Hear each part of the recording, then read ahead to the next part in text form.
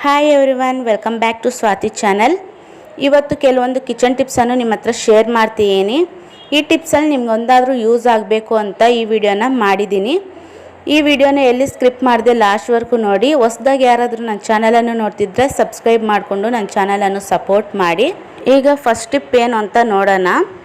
First tip ಬಂದುಬಿಟ್ಟು, ಮನೆಯಲ್ಲಿ ಈ ರೀತಿ ತಲೆದಿಂಬಿರುತ್ತೆ, ನಮಗೆ ಕವರ್ ಇರೋದಿಲ್ಲ.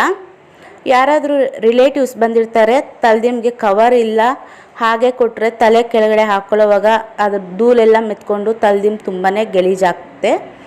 ಆ ರೀತಿ ಆಗದಿರ ಇರಬೇಕಂದ್ರೆ ಬೇಗ ತಕ್ಷಣ ನಮಗೆ ತಲೆದಿಂಬು ಕವರ್ ಬೇಕು ಅಂದರೆ ಈ ರೀತಿ ಟ್ರೈ ಮಾಡಿ. ವೇಸ್ಟ್ ಆಗಿರೋಂಥ ವೇಲ್ ಇರುತ್ತಲ್ಲ, ಆ ವೇಲನ್ನು ಈ ರೀತಿ ಫೋಲ್ಡ್ ಮಾಡಿಬಿಟ್ಟು ಆ ಸೈಡ್ ಈ ಸೈಡ್ ಕೂಡ ಈ ರೀತಿ ಫೋಲ್ಡ್ ಮಾಡಿ ಒಂದು ಸೇಫ್ಟಿ ಪಿನ್ನನ್ನು ಈ ರೀತಿ ಹಾಕಿ, ಈ ರೀತಿ ನಾವು ಅರ್ಜೆಂಟಾಗಿ ತಲೆದಿಂಬು ಕವರ್ ಬೇಕು ಅಂದಾಗ ಈ ಟಿಪ್ಪನ್ನು ನೀವು ಯೂಸ್ ಮಾಡಿಕೊಂಡ್ರೆ ನಮಗೆ ತಲೆದಿಂಬು ನೋಡೋದಕ್ಕೂ ತುಂಬ ಚೆನ್ನಾಗಿರುತ್ತೆ. ನಮ್ಗೆ ವೇಸ್ಟ್ ಆಗಿರೋಂಥ ವೇಲ್ಗಳು ಈ ರೀತಿ ಕೂಡ ಯೂಸ್ ಆಗುತ್ತೆ. ಈ ರೀತಿ ಟ್ರೈ ಮಾಡಿ ನೋಡಿ. ಟಿಪ್ ನಂಬರ್ 2, ನಾವು ಮನೆಗೆ ಹೆಚ್ಚಾಗಿ ಈ ರೀತಿ ಕೋಳಿ ಮೊಟ್ಟೆಯನ್ನು ತರ್ತಾ ಇರ್ತೀವಿ. ನಾವು ತಂದಿದ ತಕ್ಷಣ ಈ ರೀತಿ ಬೇಗ ಫ್ರಿಜ್ಜಲ್ಲಿ ಇಡ್ತೀವಿ. ಫ್ರಿಜ್ಜಲ್ಲಿ ಇಡೋ ಬದಲು ಈ ರೀತಿ ಒಂದು ಬೌಲ್ಗೆ ನಾವು ಈ ರೀತಿ ಅಕ್ಕಿ ಆಗಿರ್ಬೋದು, ಇಲ್ಲಾಂದರೆ ಕಲ್ಲುಪ್ಪಾಗಿರ್ಬೋದು ಹಾಕ್ಕೊಂಡು ಅದ್ರ ಮೇಲೆ ಈ ರೀತಿ ಕೋಳಿ ಮೊಟ್ಟೆಯನ್ನು ಇಡೋದ್ರಿಂದ ನಮಗೆ ಬೇಗ ಕೊಳ್ತೋಗೋದಿಲ್ಲ. ಮತ್ತು ನಾವು ಎಲ್ಲಾದರೂ ಹೋಗಬೇಕಾದ್ರೆ, ಟ್ರಾವೆಲ್ ಮಾಡುವಾಗ ಕೋಳಿ ಮೊಟ್ಟೆಯನ್ನು ತಗೊಂಡು ಹೋಗ್ಬೇಕಾದ್ರೆ ಒಡೆದೋಗೋದು ಇಲ್ಲ ಬ್ಯಾಗೆಲ್ಲ ಗಲೀಜಾಗೋದು ಈ ರೀತಿ ಆಗ್ತಾ ಇರುತ್ತೆ. ಆ ರೀತಿ ಆಗದಿರ ಇರಬೇಕಂದ್ರೆ ಒಂದು ಬಾಕ್ಸ್ಗೆ ಈ ರೀತಿ ಅಕ್ಕಿನೋ ಇಲ್ಲಾಂದರೆ ಉಪ್ಪು ಏನಾದರೂ ಹಾಕ್ಕೊಂಡು ಅದ್ರ ಮೇಲೆ ಈ ರೀತಿ ಕೋಳಿ ಮೊಟ್ಟೆಯನ್ನು ಇಟ್ಟು ಈ ರೀತಿ ಕ್ಲೋಸ್ ಮಾಡಿ ತಗೊಂಡು ಹೋಗೋದ್ರಿಂದ ನಮಗೆ ಆ ಕೋಳಿ ಮೊಟ್ಟೆನೂ ಬೇಗನೂ ಕೊಳ್ತೋಗೋದು ಇಲ್ಲ, ಮತ್ತು ಹೊಡೆದೋಗಿ ನಮ್ಮ ಬ್ಯಾಗ್ ಕೂಡ ಗಲೀಜಾಗೋದಿಲ್ಲ.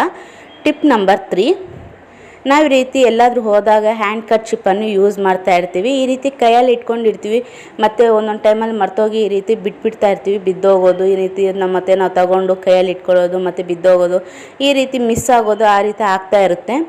ಆ ರೀತಿ ಆಗದಿರ ಇರಬೇಕಂದ್ರೆ ನಾವು ಹಾಕ್ಕೊಂಡಿರ್ತೀವಲ್ಲ ಬ್ಯಾಂಗಲ್ಲು, ಆ ಬ್ಯಾಂಗಲ್ಗೆ ಮತ್ತು ಈ ಕರ್ಚಿಪ್ಗೆ ಸೇರಿ ಒಂದು ಸೇಫ್ಟಿ ಪಿನ್ನನ್ನು ಹಾಕ್ಕೊಂಡು ಈ ರೀತಿ ಇಟ್ಕೊಂಡ್ರೆ ನಾವೇನಾದರೂ ಮರೆತು ಕರ್ಚಿಪ್ಪನ್ನು ಬಿಟ್ಬಿಟ್ರೆ ಕೈಯಿಂದ ನಮ್ಮ ಬ್ಯಾಂಗಲ್ಗೆ ಹಾಕ್ಕೊಳ್ಳೋದ್ರಿಂದ ಆ ಬ್ಯಾಂಗಲ್ಗೆ ಕರ್ಚಿಪ್ ಅನ್ನೋದು ಇರುತ್ತೆ, ಮತ್ತು ನಮಗೆಲ್ಲೂ ಮಿಸ್ ಆಗೋದಿಲ್ಲ. ಈ ರೀತಿ ನೀವು ಚಿಕ್ಕ ಮಕ್ಕಳಾಗಿರ್ಬೋದು, ನಾವಾಗಿರ್ಬೋದು ಈ ಟಿಪ್ಪನ್ನು ಯೂಸ್ ಮಾಡ್ಕೋಬೋದು. ಟಿಪ್ ನಂಬರ್ 4, ನಿಮಗೆ ಈ ಟಿಪ್ಸೆಲ್ಲ ಇಷ್ಟ ಆದರೆ ಒಂದು ಲೈಕ್ ಮಾಡಿ, ನನ್ನ ಚಾನಲನ್ನು ಸಬ್ಸ್ಕ್ರೈಬ್ ಮಾಡಿ. ನಾವು ಹೆಚ್ಚಾಗಿ ಗೋಲ್ಡ್ ಇಯರಿಂಗ್ಸ್ ಇದ್ದರೂ ಕೂಡ ಈ ರೀತಿ ಆರ್ಟಿಫಿಷಿಯಲ್ ಇಯರಿಂಗ್ಸನ್ನು ತಗೊತಾ ಇರ್ತೀವಿ. ಫಂಕ್ಷನ್ಸ್ಗೆ ಈ ರೀತಿ ಎಲ್ಲಾದರೂ ಹೋದಾಗ ಆರ್ಟಿಫಿಷಿಯಲ್ ಇಯರಿಂಗ್ಸನ್ನು ಇಟ್ಕೊತಾ ಇರ್ತೀವಿ. ಒಬ್ಬೊಬ್ರಿಗೆ ಆರ್ಟಿಫಿಷಿಯಲ್ ಇಯರಿಂಗ್ಸನ್ನು ಇಟ್ಕೊಂಡ್ರೆ ಗಾಯ ಆಗೋದು, ಕಿವಿಗೆ ಈ ರೀತಿ ಆಗ್ತಾ ಇರುತ್ತೆ, ಇಲ್ಲ ಅಲರ್ಜಿ ಆಗೋದು ಈ ರೀತಿ ಆಗ್ತಾ ಇರುತ್ತೆ. ನಾವು ಇಯರಿಂಗ್ಸನ್ನು ಇಟ್ಕೊಳ್ಳೋ ಅರ್ಧ ಗಂಟೆ ಮುಂಚೆ ಈ ರೀತಿ ಬೆಳ್ಳುಳ್ಳಿಯನ್ನು ತಗೊಂಡು ಅದ್ರ ಒಳಗಡೆ ಈ ರೀತಿ ಸೇರಿಸಿ ಒಂದು ಅರ್ಧ ಗಂಟೆ ನಾವು ಹಾಗೆ ಬಿಡಬೇಕು. ಈ ರೀತಿ ಬಿಟ್ಟಾದಮೇಲೆ ಮತ್ತೆ ನಾವು ನಮ್ಮ ಕಿವಿಗೆ ಇಟ್ಕೊಂಡ್ರೆ ನಮಗೆ ಗಾಯ ಅನ್ನೋದು ಆಗೋದಿಲ್ಲ, ಅಲರ್ಜಿ ಕೂಡ ಆಗೋದಿಲ್ಲ. ಈ ರೀತಿ ಯಾವತ್ತಾದರೂ ನೀವು ಆರ್ಟಿಫಿಷಿಯಲ್ ಇಯರಿಂಗ್ಸನ್ನು ತಗೊಂಡು ಈ ರೀತಿ ಗಾಯ ಆಗುತ್ತೆ ಅಂದವರು ಈ ಟಿಪ್ಪನ್ನು ಯೂಸ್ ಮಾಡಿ.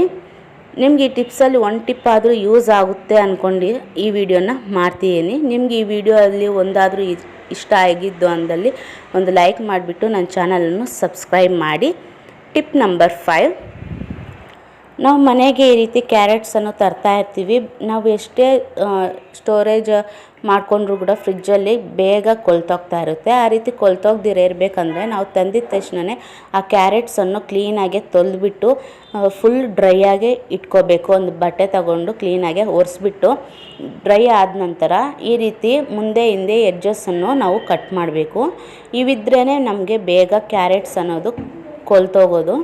ಈ ರೀತಿ ಕ್ಲೀನಾಗೆ ನಾವು ಕಟ್ ಮಾಡಿಬಿಟ್ಟು ಅದನ್ನು ಒಂದು ಬಾಕ್ಸ ತಗೊಂಡು ಅದರಲ್ಲಿ ಒಂದು ಟಿಶ್ಯೂ ಪೇಪರು ಇಲ್ಲಾಂದರೆ ಒಂದು ನ್ಯೂಸ್ ಪೇಪರ ಹಾಕ್ಕೊಂಡು ಅದ್ರ ಮೇಲೆ ನಾವು ಕ್ಯಾರೆಟ್ಸನ್ನು ಇಟ್ಕೊಂಡು ಸೇಫ್ಟಿಯಾಗಿ ನಾವು ಫ್ರಿಜ್ಜಲ್ಲಿ ಇಟ್ಕೊಂಡ್ರೆ ನಮಗೆ ಅದು ಬೇಗ ಕೊಳ್ತೋಗೋದಿಲ್ಲ.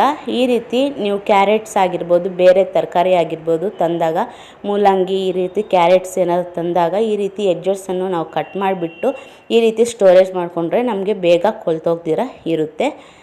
ಟಿಪ್ ನಂಬರ್ 6, ನಾವು ಸಿಂಕ್ ಎಷ್ಟು ಕ್ಲೀನಾಗೆ ತೊಳೆದಿದ್ರೂ ಅದರಲ್ಲಿ ಸ್ವಲ್ಪ ಬ್ಯಾಡ್ ಸ್ಮೆಲ್ ಅನ್ನೋದು ಬರ್ತಾ ಇರುತ್ತೆ ಮತ್ತು ಜಿರಳೆಗಳು ಕೂಡ ಬರ್ತಾ ಇರುತ್ತೆ. ಆ ರೀತಿ ಬರ್ದಿರ ಇರಬೇಕಂದ್ರೆ ಈ ಟಿಪ್ಪನ್ನು ಯೂಸ್ ಮಾಡಿ. ನಿಮ್ಮ ಮನೆಯಲ್ಲಿ ಎಕ್ಸ್ಪೈರ್ಡ್ ಆಗಿರೋಂಥ ಯಾವುದೇ ಒಂದು ಪೌಡರ್ ಇದ್ದರೆ ಆ ಪೌಡರನ್ನು ಈ ರೀತಿ ಶಿಂಕಲ್ಲಿ ಹಾಕಿಬಿಟ್ಟು ಮತ್ತು ಸ್ವಲ್ಪ ಒಂದು ಸ್ಪೂನಷ್ಟು ಅರಿಶಿನ ಪುಡಿಯನ್ನು ಹಾಕಿ ಒಂದು ಅರ್ಧ ಗಂಟೆ ಇಲ್ಲ 1 ಅವರ್ ನಾವು ಅದನ್ನು ಹಾಗೆ ಬಿಡಬೇಕು. ಇದನ್ನು ಹಾಗೆ ಬಿಟ್ಟಾದಮೇಲೆ ಮತ್ತೆ ನಾವು ನೀರು ಹಾಕಿ ವಾಶ್ ಮಾಡಿದ್ರೆ ನಮಗೆ ಬ್ಯಾಡ್ ಸ್ಮೆಲ್ ಅನ್ನೋದು ಬರೋದಿಲ್ಲ ಮತ್ತು ಸಿಂಕು ಕೂಡ ಕ್ಲೀನಾಗೇ ಇರುತ್ತೆ, ಜಿರಳೆಗಳು ಕೂಡ ಬರೋದಿಲ್ಲ. ಈ ರೀತಿ ಒಂದು ಸರಿ ಟ್ರೈ ಮಾಡಿ ನೋಡಿ. ಈ ರೀತಿ ವಾರಕ್ಕೊಂದ್ಸರಿ ನಾವು ಎಕ್ಸ್ಪೈರ್ಡ್ ಆಗಿರೋಂಥ ಪೌಡರ್ ಮತ್ತು ಅರಿಶಿನ ಪುಡಿ ಹಾಕ್ಕೊಳ್ಳೋದ್ರಿಂದ ನಮಗೆ ಶಿಂಕು ಬ್ಯಾಡ್ ಸ್ಮೆಲ್ ಅನ್ನೋದು ಬರೋದಿಲ್ಲ, ಜಿರಳೆಗಳು ಕೂಡ ಬರೋದಿಲ್ಲ. ಈ ರೀತಿ ವಾರಕ್ಕೊಂದ್ಸರಿ ಟ್ರೈ ಮಾಡಿ ನೋಡಿ.